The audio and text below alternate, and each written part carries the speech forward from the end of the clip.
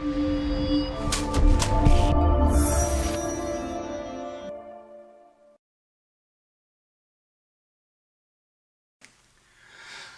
it's Paul. Now, for years I've been taking photographs and using Photoshop to edit, and I think I've got to know Photoshop pretty well over the years, and it's done everything I wanted it to do. But people kept telling me about Lightroom, and I tried Lightroom a few times and got a bit frustrated with it. It didn't really work in the same sort of way as Photoshop. It was totally different, and I kind of gave up on it several times. But recently I sort of made a bit of a resolution that I was going to get to know Lightroom better, and I have, and it's now, I'm a big fan, and now it's my go-to initial editing software. So all my photos go straight into Lightroom, and really I only use Photoshop if I need to do anything with layers, when I need to do anything that involves cutting people out or cutting backgrounds out and this kind of thing. But Lightroom is great. And on this little video, I'm just going to, if you're in the same boat as I was in, where really you struggle with Lightroom and can't be bothered with it, well, just persevere a little bit, because I'm going to show you on this video the kind of workflow that I use with Lightroom now, that really saves so much time and so much effort and really makes it quite easy. So come with me on this journey. So here we are. I've got a whole load of photos that I've preloaded. These were actually just taken today, and they're nothing special. They were just sort of on a walk this afternoon. But I'm going to show you how you can just sort of work your workflow really quickly in Lightroom with a whole batch of photos. Now, if my laptop freezes at all, really sorry, it's a decrepit old thing, and unless Adobe or Apple are going to sponsor me for the cost of a nice new iMac, I'm going to have to put up with it and sell you as well, I'm afraid. But anyway, here we go. I've already imported these in, because on this laptop it does actually take a while to import them and to create the thumbnails, but once they're in there, here we go. Now the nice thing is that in Lightroom, the software actually is your organization tool as well as your editing tool. So all I did when I got home this afternoon was I stuck the SD card in the laptop, opened up Lightroom, selected the photos that I wanted to actually import into Lightroom. It automatically creates a folder on my computer, sticks them in that folder, and also brings them into Lightroom, brings all the thumbnails in as well. Previously in Photoshop, my workflow was always to you copy everything over into a folder that you've given it a date or you've given it a name, every single file, your raw files, and then you take a good look at them, you edit them, and then I would edit them one by one in Photoshop, which is obviously what you're having to do, edit one by one and save them into another folder called fixes within that original folder, and it's a long process, and particularly when you've got a lot of photos that are maybe the same. It's a long process in Photoshop. You've got to keep going in, doing the same thing, tweaking it around and saving it. The advantage is in Lightroom, you haven't got to save, you haven't got to create the folder to start with, it does that for you. And once you're in there, you can be editing, you can jump from one photo to another and edit it. And then once you've got a great sort of workflow of editing that you like, you can then apply that same set of edits to as many of those photos as you want, and then individually tweak them as well. So here we go. I've got a whole load of shots here. They're nothing special, as I say. There's a few at the end that I quite like. So we're currently in what's called the library mode. That's the organization mode. If we wanted to here, we could start going through and deleting some of these both in Lightroom and off the hard drive as well if you really wanted to. But what we're going to do is go straight away into the develop area. Here we go. These were just some shots across from, because I live quite a long way from London, but on a good day we can get a view of the London skyline across some Ministry of Defence land quite near to my house. So yeah, I mean, they're not anything special, these shots, but there's a few at the end that I quite like because this bit of land has red deer on it, and they're quite tame. These were quite a distance away. I was using an 18 to 200mm Tamron lens on my Canon camera, which is kind of my walk around lens.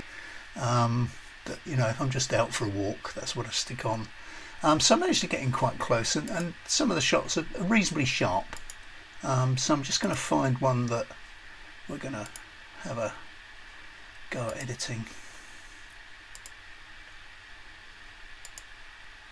Let's go for that one. Okay, so once you're in Lightroom, this is quite handy over here. You've got a navigator in which, if you've got any presets, which I've got thousands of them and I hardly ever use them, to be honest, but if you go into any of these presets and you just sort of hover over them, it starts to show you roughly what it's going to look like without you actually having to click on it. But I'm not going to use any presets today. I'm just going to go through a very basic workflow to brighten up what are very, very dull photos. Now in Photoshop, my workflow was, once the file was imported in, I'd usually stick a bit more exposure on it, go in and do a bit of saturation and vibrance, sharpen it and save it. And that was, you know, kind of what I did a lot of the time. Obviously there were times when I would be doing something a bit more clever than that, but that sort of worked fairly well for me. You know, a bit more brightness, maybe a bit more contrast or a bit less contrast, etc, etc. But there's a great little workflow that a lot of people use. It's not, you know, I haven't invented this, and you've got all these tools down here. This is your main editing part. Now if you use raw files, you'll recognize that these are fairly similar to the ones that you have in Adobe's raw file editor. So you can do some of this within Photoshop in this same sort of way. But here we go. Let's give this a go. Of course, what you can also do before we go any further, we can go through photos and we can decide ones that we want to edit. We can say, okay, this is quite a nice one, so give it a star. So we type number 1 and it's set the rating to 1. Then we can go through, where's my dear one that I liked? It's probably that one, so I'll give that a number 1. And let's go for, I mean, some of the ones that I caught of them a bit earlier on in the afternoon as well. It's quite nice. Oh, ducks behind a fence. There's some here that.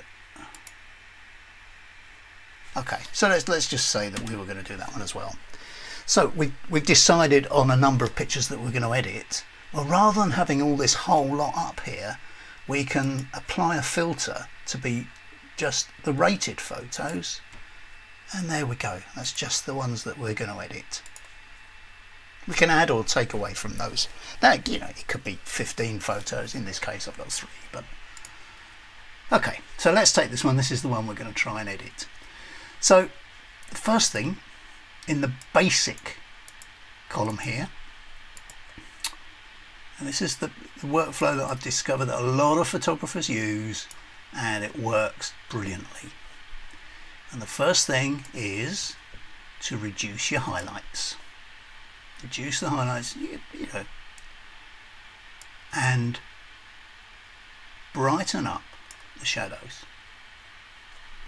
Okay, so highlights reduced, shadows reduced as well, really.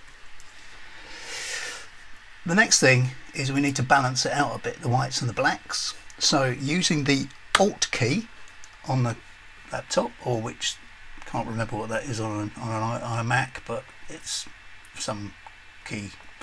So the Alt key, as we click on the whites, you can see that the picture's gone, but as we increase here, you could just see now these are going to burn. That's burnt out.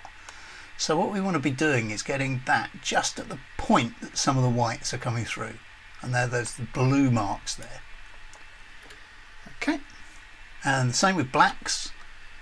Put your finger onto the Alt key again and drag that back down until just some of the blacks start to appear, and you can see there they're yellow, and there's a few little darker red bits coming as well, so just about there. Okay, so we've straight away made a little bit of a difference to it, and now the next thing that we can do is we can, if we want to, we can increase the saturation a bit. You can go way up, or you could just to, I don't know, about here.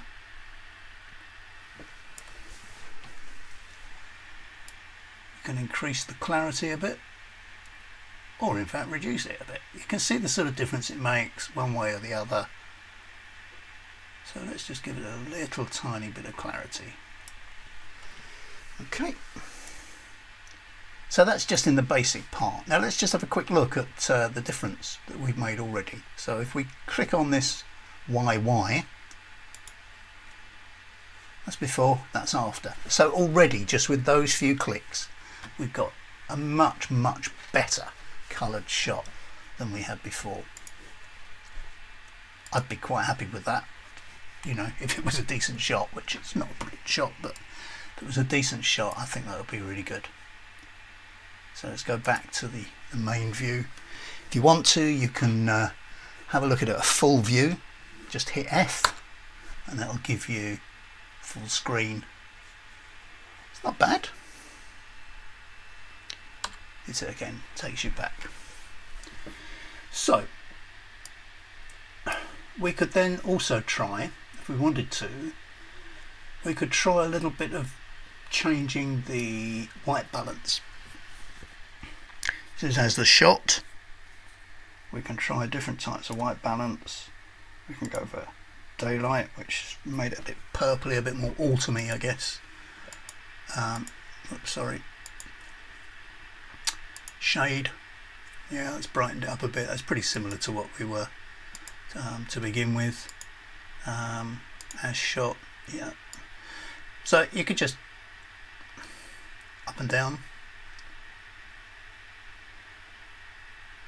I kind of quite like it.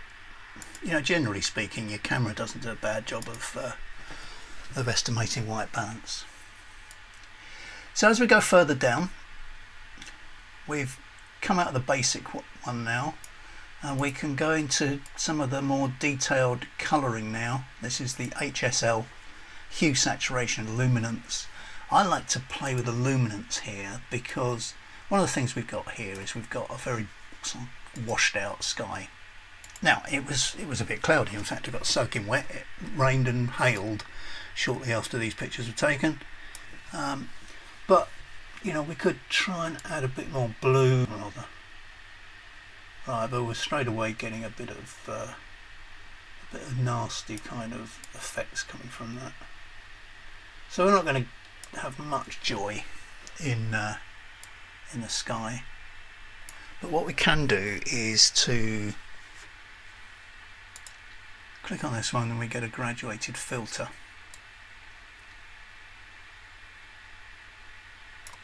And when you get a graduated filter,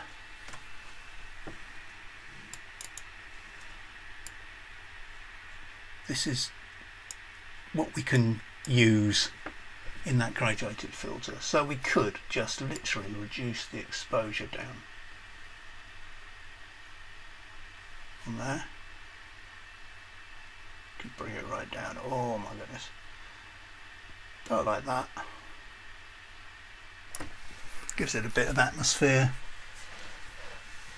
You could do that along the bottom as well if you wanted, but I don't think I'm going to.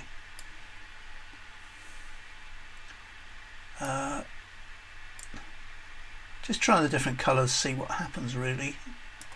Generally speaking, if you find there's a colour that works, boosting or cutting it, or you're sort of darkening it there or lighting in it, and this is all within luminance. This isn't hue or saturation, this is just the brightness of that colour really. There we go, I've brought that blue down a little bit.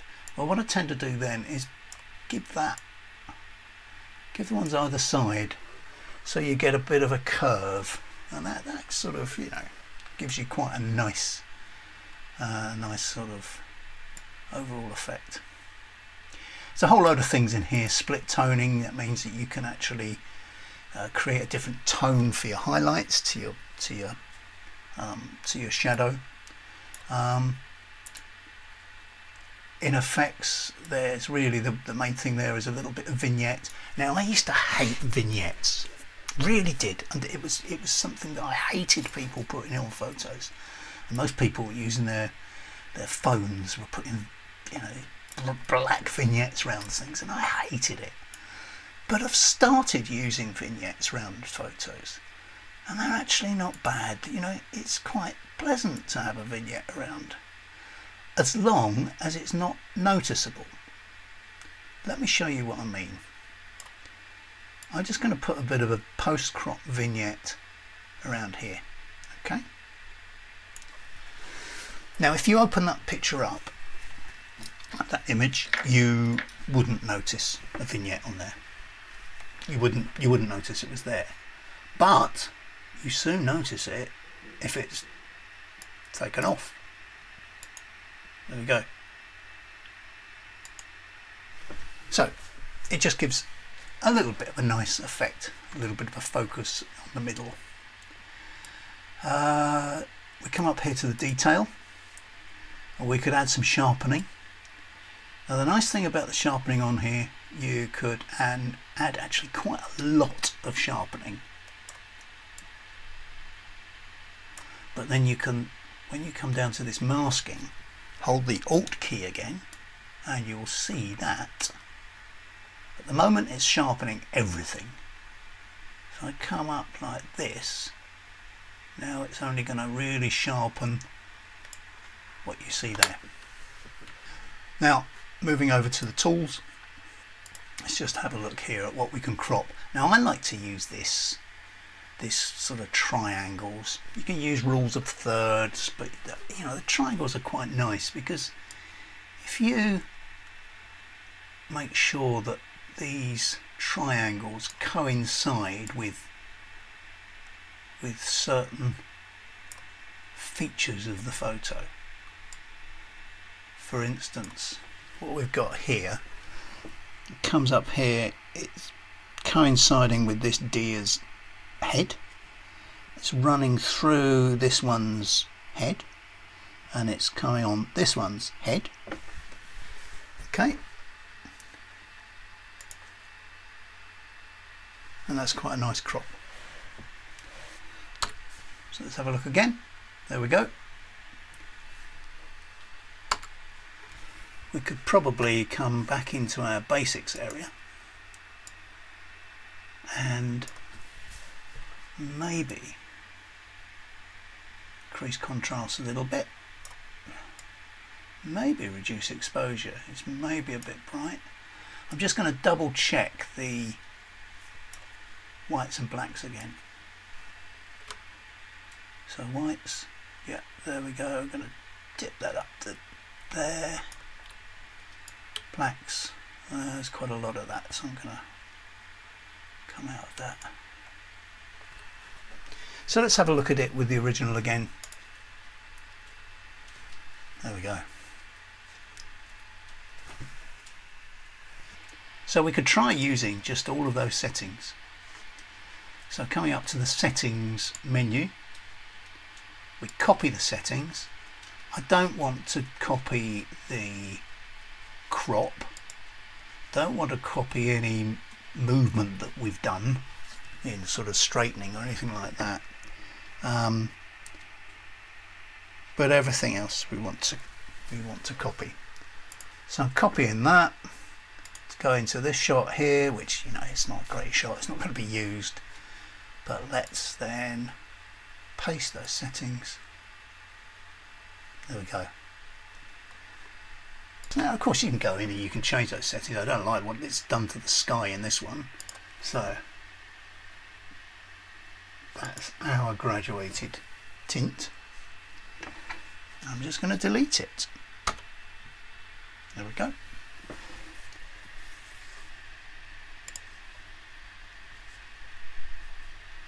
Okay, could do the same here. We could paste the settings there. And there we go. Now, the beauty of Lightroom that I've found is that, okay, if you're doing this late at night and you're falling asleep, you can just close it down and come back to it next day. You don't have to go through saving different files, etc., etc. All of these image amendments and edits are all non-destructive. So on your laptop, on your computer, we go into here and all of our images are still perfectly as they came out of the camera. Nothing's changed on them at all. All we have is a whole bunch of edits within Lightroom that are stored within that program. If we want to, we can obviously export these images. So we'll copy all three of them and we'll export. We'll export them to the same folder as the original photo, but in a subfolder called Fix. We won't rename them, etc. And we'll stick my watermark on them, and we'll do nothing after export. So we'll export them. It'll take a while, obviously, on this gas powered laptop. We're in here.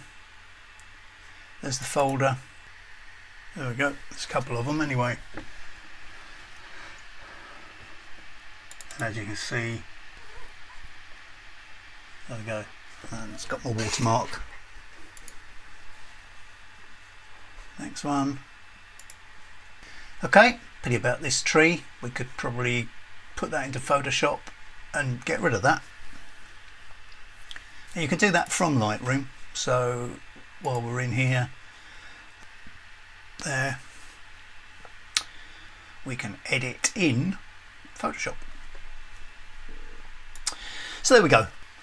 Let's look at the difference again. Before, after. So there you have it. I hope that's given you some encouragement in persevering with Lightroom and working with Lightroom alongside Photoshop for your own workflow. I hope you've enjoyed the video. I'm by no means the Lightroom expert yet. I'm still learning as I go along, and what I'm going to be doing is putting these little videos together just to share with you the things that I've learned as we go along, and we'll go on this wonderful Lightroom journey together. So thank you for watching. Please like, comment, subscribe. I look forward to seeing you again soon. Bye for now.